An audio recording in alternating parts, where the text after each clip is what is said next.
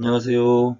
이번 시간에는 스포츠맨십이 경기 상황에서 어떻게 나타나는지를 살펴보면서 그 안에서 과연 어떤 모습이 스포츠맨십이고 어떤 가치와 의미가 있는지를 생각해보는 시간을 가지려고 합니다. 스포츠 경기 장면이나 스포츠 인물들의 일화 또는 스포츠 사건과 사고를 접하면서 과연 그 안에서 사실은 무엇이고 진실은 무엇인지 탐색해보는 시간입니다.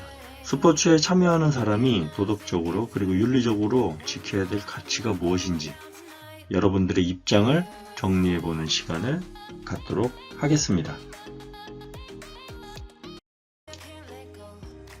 자, 첫 번째 스포츠맨십이란 무엇일까요?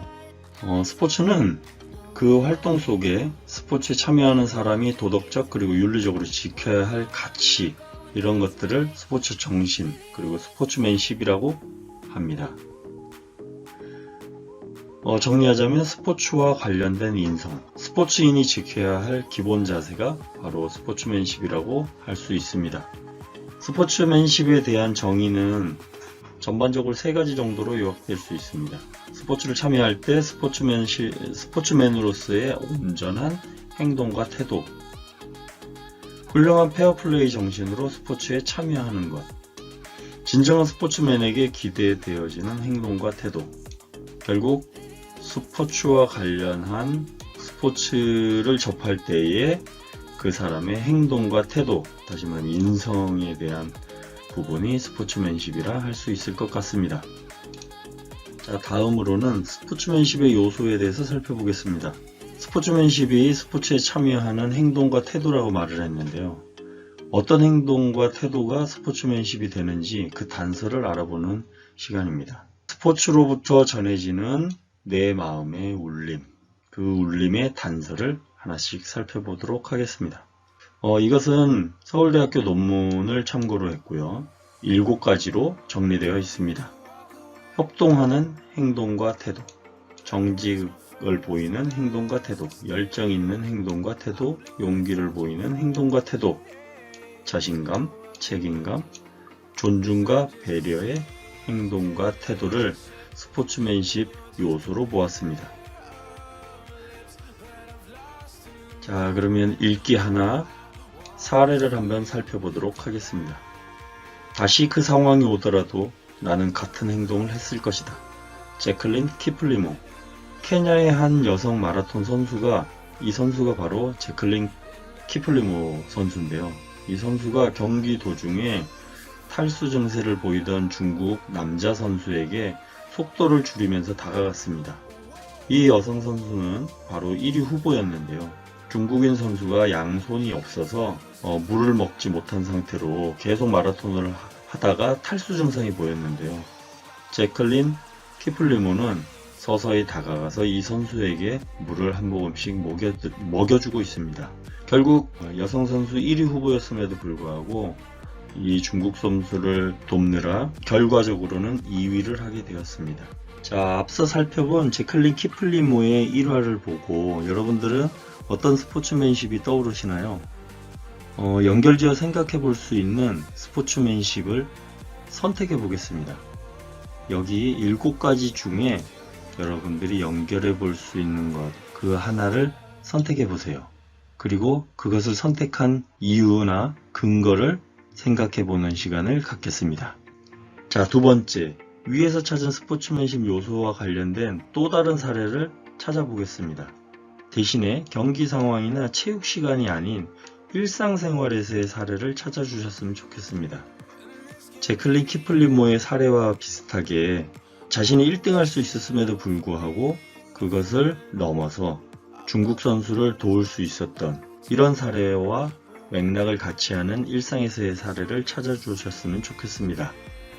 이야기 둘, 또 하나의 스포츠맨십과 관련된 사례를 소개하겠습니다. 딕과 릭, 아름다운 동행. 땡큐 데디라는 영화의 실제 이야기입니다.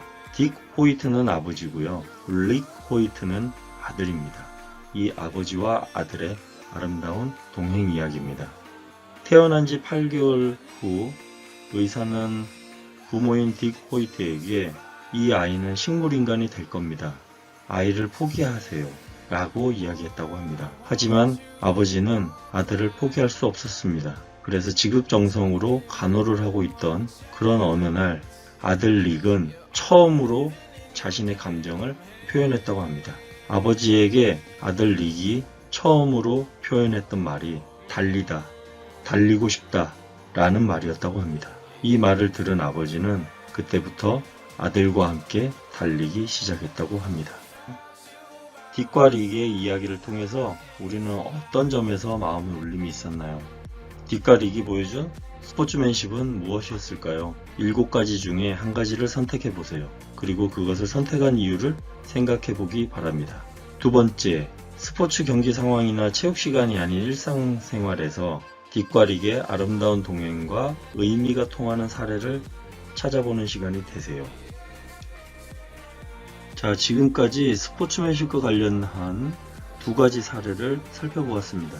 제클린 키플리모의 이야기와 딕과 릭의 행복한 동행에 대한 이야기였습니다. 스포츠에는 사람들의 마음을 울리는 여러가지 메시지가 담겨져 있습니다. 각자가 스포츠 장면을 경험하고 체험하는 동안에 느끼게 되는 개인적인 느낌들을 글이라는 매개를 통해 다른 사람과 의사소통할 수 있는 것 같습니다. 글이 가진 힘은 바로 그런 의사소통과 공감에 있는 것 같습니다.